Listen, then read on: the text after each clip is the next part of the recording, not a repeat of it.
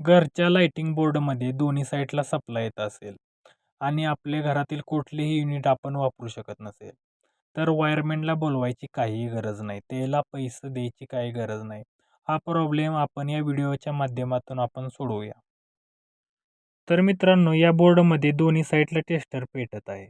तर पहिल्यांदा हा बोर्ड आपण खोलून बघूया आणि या बोर्डमध्ये वायरिंग कुठं शॉर्ट झाली आहे का, कट कुठं आहे का किंवा न्यूट्रल कुठं कट आहे का हे बघूया.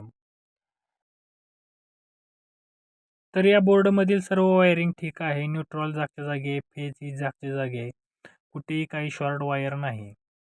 तर हा प्रॉब्लेम हा एम-सी-बीतून येणाऱ्या मेन सप्लायमधूनच आहे, हे आपल्याला लक्षात आले आहे. तर विषय काय असतोय, कोणताही बल्ब चालू करायचा असेल तर त्याला फेज आणि न्यूट्रलची गरज असते.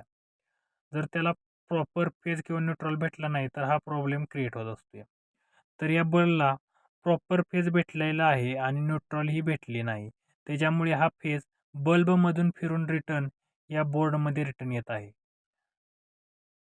त्याच्यामुळे न्यूट्रलमध्ये हा सप्लाय पेटत आहे.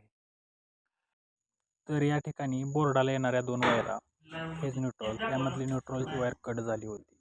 या ठिकाणी मी जॉईंट मारला आणि बोर्ड आपोआप चालू झाला. त्याची आपण ट्रायल या ठिकाणी आपण घेऊया बघा.